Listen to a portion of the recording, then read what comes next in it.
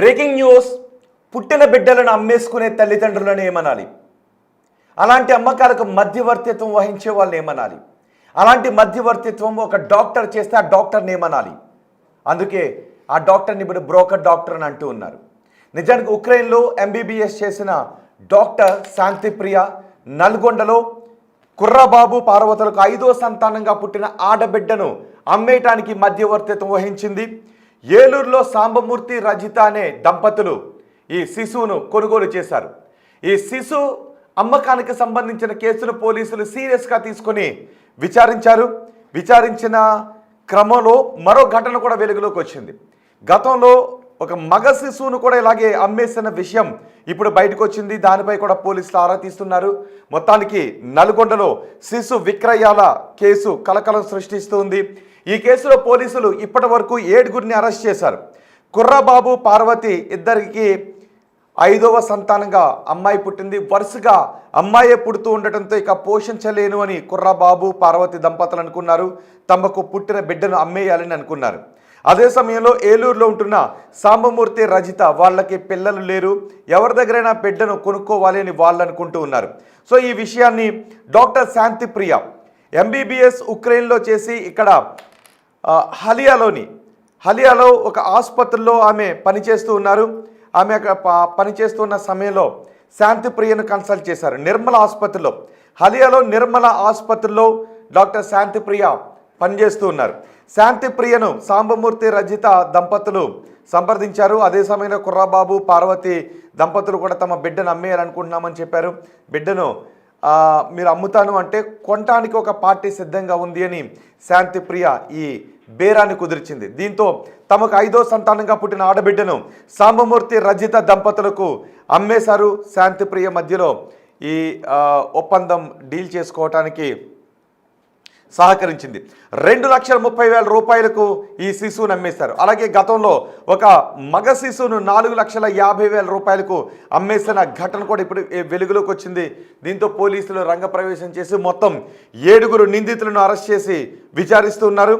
ఈ శిశు అమ్మకాలకు సంబంధించిన మరింత సమాచారం మా ప్రతినిధి రమేష్ అందిస్తారు. రమేష్, శిశు అమ్మకాలకు సంబంధించి మీ దగ్గర ఉన్న సమాచారం ఏంటి? ఎటువంటి కేసులు నమోదు చేశారు? ఈ కేసులో ఎటువంటి విషయాలు వెలుగులోకి వస్తున్నాయి? నల్గొండ జిల్లాలో శిశు విక్రయాలు కలకలం సృష్టిస్తున్నాయని చెప్పవచ్చు. మొత్తం 2 కేసుల్లో కూడా పోలీసులు నిందితుల్ని అరెస్టు చేయడం జరిగింది. తిరుమలగిరి సాగర్ మండలంలోని ఎల్లాపురం తండలో కుర్రబాబు పార్వతమ్మ దంపతులకు కూడా 4వ సంతానం కూడా ఆడపిల్ల కావడంతో కూడా ఆడపిల్లని అమ్మాలని వారు అంతా కూడా మధ్యవర్తిగా ఇంట్లో ఒక ట్విస్ట్ ఏంటంటే ఒక డాక్టరే కావాల్సినటువంటి డాక్టరే నిర్మల హాస్పిటల్లో పనిచేస్తున్నటువంటి డాక్టర్ గతంలో మా ఉక్రెయిన్ లో ఎంబీబీఎస్ కూడా పూర్తి చేసి కొత్తగా ఇక్కడ హాస్పిటల్ కూడా స్థాపించడం జరిగింది. అయితే పిల్లలు లేని వారిని ఆసరాగా తీసుకొని కూడా ఈమె ఏలూరుకి చెందినటువంటి బంధువులతో కూడా ఆ ఒప్పందం కుదుర్చుకొని మధ్యవర్తిత్వం వహించి వీరిని ఆసరాగా తీసుకొని ఆ పాపని అక్కడికి అమ్మి వేయడం జరిగింది. ఏలూరు వారికి సమాచారం అందించడంతో నల్గొండ రైల్వే స్టేషన్ వద్ద వచ్చి కూడా వారు పాపని 2,30,000 రూపాయలకు కూడా కొనుగోలు చేయడం జరిగింది. అయితే ఈ విషయం వెలుగులోనికి వచ్చింది కూడా వారి బంధువులతోనే వెలుగులోకి వచ్చింది. మొదటగా ఒకవేళ మీకు 3 సంతానం ఆడపిల్లలు నిరుపేద కుటుంబం అయితే తాను పెంచుకోవడానికి సిద్ధం, అదే డబ్బులు ఇస్తానని కూడా వారి అన్న అయితే పాప పెద్దనాన్న కూడా అడగగాకొని పాపకు అమ్మలేనటువంటి పరిస్థితి కానీ బయటికి ఏలూరుకి చెందినటువంటి వారికి కూడా అమ్మినటువంటి వైనమని చెప్పొచ్చు. ఈ విషయం వెంటనే ఐసిడిసి అధికారులకు ఫిర్యాదు అందడంతో కూడా పోలీసులు రంగప్రవేశం చేసి ఏలూరులో ఉన్నటువంటి పాపని తీసుకురావడం జరిగింది. ప్రస్తుతం శిశు గృహలో ఉంచడం జరిగింది. చట్టరీత్యా దత్తత అనేది నేరం కాబట్టి 5 సంవత్సరాల వరకు కూడా శిక్ష పడుతుందని కూడా పోలీసులు చెప్తున్నారు. మరొక కేసు 2 టౌన్ పిఎస్ పరిధిలో గురంపూర్కు చెందినటువంటి శ్రీను, ఇతను కూడా ఆ మొదటి భార్యకు 3 సంతానం, మరొక 2వ పెళ్లిలో కూడా ఒడిశాకు చెందినటువంటి ఇతను ఒడిశాలో ఆ కూలి పని నిమిత్తం వెళ్ళి ఒడిశా అమ్మాయిని కూడా పెళ్లి చేసుకోవడం జరిగింది. అయితే ఆ ఒడిశా అమ్మాయికి మొదటి కథలో పాప పుట్టడం, ఆ తర్వాత ప్రెగ్నెన్సీగా ఉన్నటువంటి సమయంలోనే పాపని అమ్మకానికి పెట్టినటువంటి వైనం వెలుగులోకి వచ్చిందని చెప్పవచ్చు. అయితే ముందుగానే గర్భవతిగా ప్రెగ్నెంట్ గా ఉన్నప్పుడే పాప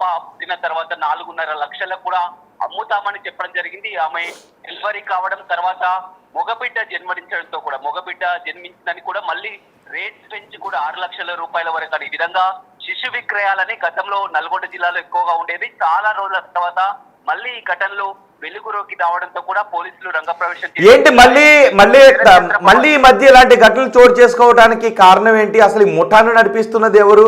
ఒక శిశు విక్రయ ముఠా దీని వెనుక ఉన్నట్టుగా తెలుస్తుంది.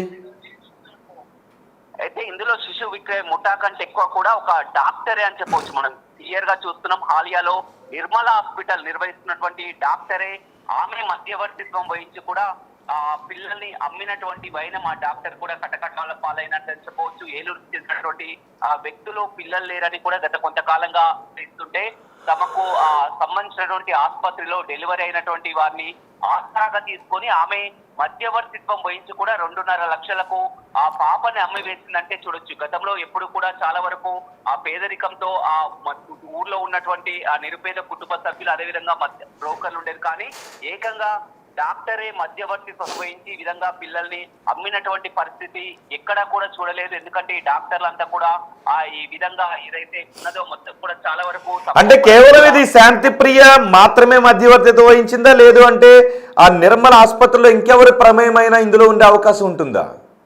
మెయిన్ డాక్టరే, శాంతిప్రియ హాస్పిటల్ ఓనరే, నిర్మల హాస్పిటల్ ఓనరే. ఇక మధ్యవర్తిత్వం కూడా ఛాన్స్ లేకుండా డాక్టరే. ఆమె ఇటీవలనే ఉక్రెయిన్ లో కూడా MBBS పూర్తి చేసి అంతా నేర్చుకొని ఒక డాక్టర్ గా ఉంటూ ఈ విధంగా డబ్బులని ఆసరాగా చేసుకొని ఒక గిరిజన కుటుంబం, వారంతా కూడా పడితే కానీ డొక్కాడని గిరిజన కుటుంబం, 3 కూడా ఆడపిల్లలు పుట్టారు. వారిని ఆ విధంగా డాక్టరే కన్విన్స్ చేసి కూడా ఈ పాపని అమ్మడానికి ఒకరు ఉన్నారు, 2.5 లక్షల వరకు కూడా డబ్బులు ఇస్తారని వారికి చెప్పడం.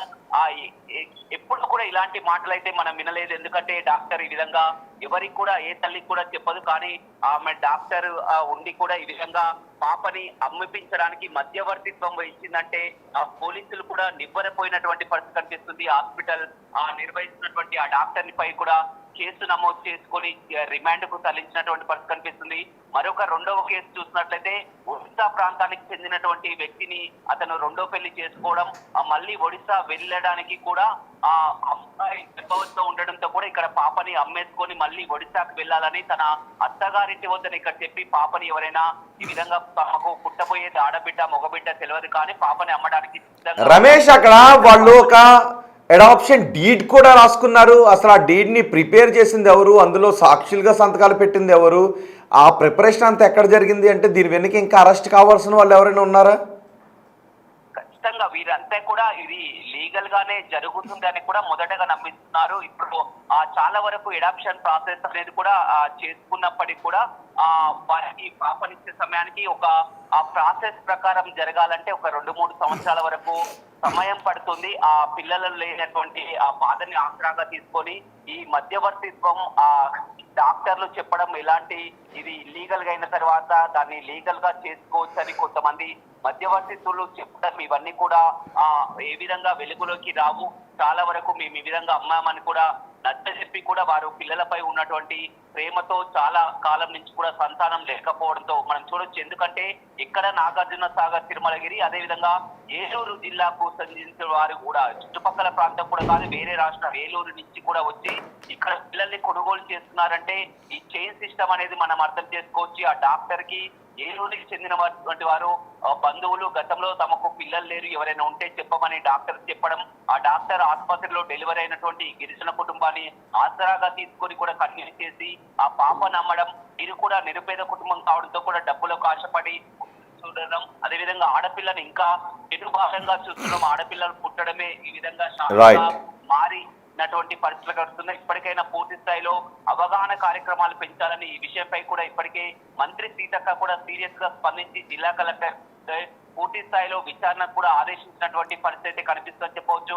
గతంలో ఉన్నటువంటి సంస్కృతి మళ్ళీ ఇప్పుడు నల్గొండ జిల్లాలో శిశు విక్రయం అనేది ఆ తెరపైకి రావడం కూడా అవగాహన కార్యక్రమాలు చేసేందుకు కూడా అధికారులు సిద్ధమవుతున్నటువంటి పరిస్థితి కనిపిస్తుంది. ఇక మీదట ఎవరైనా కానీ ఈ విధంగా శిశువుల విక్రయం చేస్తే కఠిన చర్యలు ఉంటాయి, 5 సంవత్సరాల వరకు కూడా శిక్షలు పడతాయని కూడా జిల్లా ఎస్పీ మీడియా ఎదుటనే చెప్తున్నటువంటి. సో రమేష్, ఇప్పుడు ఆ బిడ్డను ఎవరైతే కొనుగోలు చేశారో ఆ బిడ్డను వాళ్ళ దగ్గర నుంచి తీసుకుని శిశు సంక్షేమ కేంద్రానికి తరలించారా, మళ్ళీ తల్లిదండ్రులకే అప్పగించారా?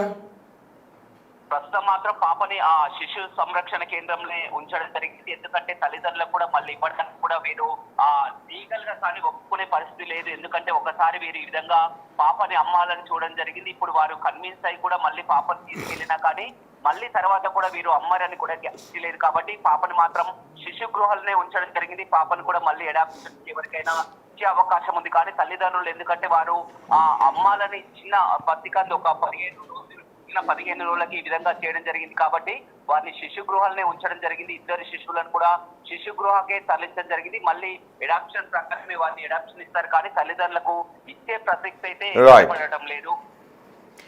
రైట్ రమేష్, నల్గొండలో శిశు విక్రయాలు కలకలం సృష్టిస్తున్నాయి. గతంలో నల్గొండ శిశు విక్రయాలు తరచూ జరుగుతుండేవి, ఆ తర్వాత అవి ఆగిపోయాయి. మళ్ళీ ఇటీవలి కాలంలో శిశు విక్రయాల ఘటనలు వెలుగు చూస్తూ ఉండటం కలకలం సృష్టిస్తుంది. నిర్మల ఆసుపత్రిలో డాక్టర్ శాంతిప్రియ ఈ శిశు విక్రయాల విషయంలో మధ్యవర్తిత్వం వహించారు.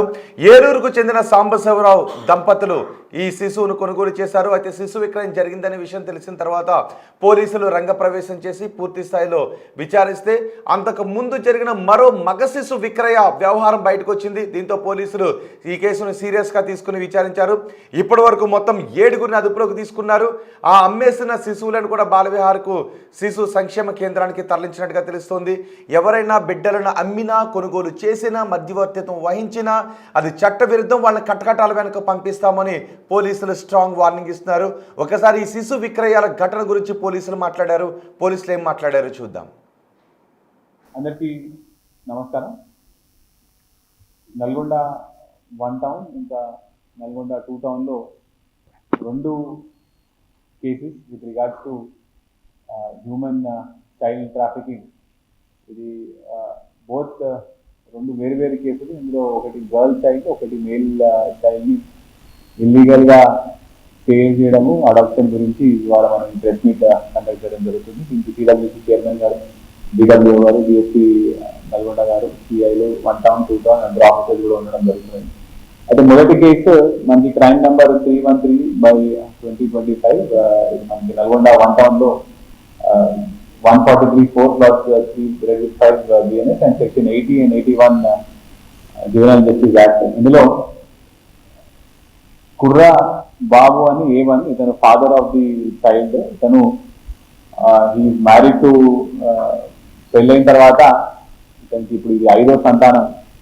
మొదటి సంతానం అబ్బాయి పుట్టిన చనిపోయిన తర్వాత మిగతా 2nd, 3rd కూడా అమ్మాయి పుట్టడం జరుగుతుంది. 4th కూడా అమ్మాయి పుట్టి చనిపోతుంది. ఇప్పుడు 5th కూడా అమ్మాయి పుట్టడం వల్ల అతనికి అమ్మాయి గర్ల్ చైల్డ్ వద్దు అని చెప్పేసి అతను డెలివరీ అవ్వగానే అమ్మాయిని ఏ విధంగా సేల్ చేద్దామని చెప్పేసి వదిలిస్తున్నామని చెప్పేసి ఒక ఫ్యామిలీని ఏలూరు నుంచి ఒక ఫ్యామిలీతో మాట్లాడి ఆ అమ్మాయిని గర్ల్ చైల్డ్ని అమ్మడం జరుగుతుంది. అది దీనికి సంబంధించి ఈ A1 గత 1 year నుంచి కూడా వాళ్ళ వైఫ్ని హరాస్ చేసుకుంటూ నాకు మీరు మగబిడ్డని ఇస్తలేరని చెప్పేసి హరాస్ చేయడం జరిగింది. దీనికి సంబంధించి ఒక 6 నెలల క్రితం కూడా ఒకసారి మన నల్గొండ 1 టౌన్ పోలీస్ స్టేషన్కి వాళ్ళ వైఫ్ కంప్లైంట్ చేస్తూ కూడా మనం కౌన్సిలింగ్ చేయడం జరిగింది. అయినా కూడా ఈసారి మేల్ చైల్డ్ హాల్గాలో డెలివరీ అవ్వగానే అక్కడ మేము సాగుకోం, మాకు అమ్మాయి గర్ల్ చైల్డ్ వద్దు అని చెప్పిన తర్వాత అక్కడ ఉన్న డాక్టర్ ప్రీతి వాళ్ళకి తెలిసిన వాళ్ళ ఫ్రెండ్స్ సర్కిల్లో ఏలూరు నుంచి ఈ రజిత అండ్ సాంబామూర్తి అనే ఇద్దరికి పరిచయంతో మీడియేట్ చేసి ఈ అమ్మాయిని గర్ల్ చైల్డ్ని అమ్మడం జరుగుతుందండి. ఇది మనకి 13/10/2025 డెలివరీ అయితే మనకి 25/10/2025 రోజు నల్గొండ 1 టౌన్ బస్ స్టాండ్ దగ్గర వాళ్ళు కొనే వాళ్ళ పేరెంట్స్ ప్లస్ అమ్మాయి వాళ్ళ పేరెంట్స్ కలుసుకొని 2,30,000 రూపీస్కి మాట్లాడుకొని వాళ్ళు ఈ ఎక్స్చేంజ్ అనేది చేయడం జరుగుతుంది. దీనికి మొత్తం కూడా mediation accused A4 Shantipriya doctor గారు ఇది చేయడం జరిగింది. వీళ్ళందరూ కూడా మన కస్టడీలో ఇప్పుడు ఉన్నారు. They have all been sent for judicial remand. ఇంకా 2వ కేసుకి వస్తే ఇది నల్గొండ 2 టౌన్కి సంబంధించిన కేసు. ఇది కూడా సిమిలర్ గా ఇందులో మదర్ ఫాదర్ ఒరుసు శ్రీను ఇంకా జంకర్ మల వీళ్ళిద్దరు గుర్రంపూడు మండల్కి చెందిన వాళ్ళు. వీళ్ళకు కూడా ఇది ఈ అబ్బాయికి రెండో పెళ్లి, రెండో సంవత్సరం మేల్ చైల్డ్. ఇది కూడా వాళ్ళు కన్సీవ్ అయినప్పటి నుంచే మేము అమ్మ తేలికి పెడతామని చెప్పేసి మాట్లాడుకొని వాళ్ళ చుట్టమైన ఒరుసు శ్రీనుకి చెప్పడం జరుగుతుంది. అతను ఈ మన కనగల్ మండల్లో వేముల నాగరాజ్, వేముల సువర్ణకి చెప్పడం జరుగుతుంది. 8th రోజు డెలివరీ అయితే మళ్ళీ 15th రోజు వీళ్ళు మాట్లాడుకొని 4.3 lakhs కి వాళ్ళు ఇట్లా ఎక్స్చేంజ్ మాట్లాడుకొని ఈ మేల్ చైల్డ్ ని సేల్ చేయడం జరుగుతుంది. వీళ్ళ దగ్గర నుంచి మనం సెల్ ఫోన్స్ ప్లస్ ఆ క్యాష్ అవన్నీ కూడా మనము రికవర్ చేయడం జరిగింది. ఇప్పుడు ఈ బోత్ బేబీస్ కూడా దిఆర్ ఇన్ శిశు గృహాల్లో ఇప్పుడు మనము వాళ్ళని పెట్టడం జరిగింది.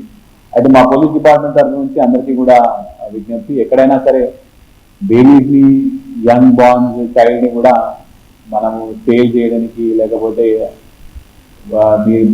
ఇద్దరు రెండు పార్టీస్ అగ్రిమెంట్ చేసుకొని అడాప్ట్ చేయడానికి లేదండి. It is all illegal. ఎవరైనా తెలిసి అయినా తెలియకైనా కూడా ఇట్లాంటి తప్పులు చేయకండి. ఒకవేళ మీరు ఏమైనా బేబీని అడాప్ట్ చేసుకోవాలంటే దానికి ఒక క్లియర్ కట్ ప్రొసీజర్ అనేది ఉంది. అది request or DCPO to brief you on that procedure. But మీరు తెలిసినా తెలియకపోయినా చేసినా కూడా ఇది చట్టవిరుద్ధం కాబట్టి కంపల్సరీగా కేసు అనేది కట్టడం జరుగుతుంది. మీరు అందరూ జ్యుడిషియల్ రిమాండ్కి వెళ్ళడం జరుగుతుంది. ఇంకొక విజ్ఞప్తి ఏంటంటే, మీ దగ్గర ఎక్కడైనా కూడా ఇట్లాంటి అపోహలు ఏమంటే గర్ల్ చైల్డ్ వద్దు, మాకు ఫీమేల్ బేబీ వద్దు, ఇట్లాంటివి ఉంటే కూడా ఎన్నో మా పోలీస్ డిపార్ట్మెంట్కి ఇన్ఫర్మేషన్ ఇవ్వండి. తప్పకుండా చాలా కఠినమైన చర్యలు తీసుకోవడం జరుగుతుంది. ఒకసారి I request DCPO to just ఒక 30 seconds 1 minute ఒకసారి బ్రీఫ్ చేయండి. అడాప్షన్ ప్రాసెస్ ఎట్లుంటుందో ఒకసారి అందరికీ అర్థమయ్యే విధంగా.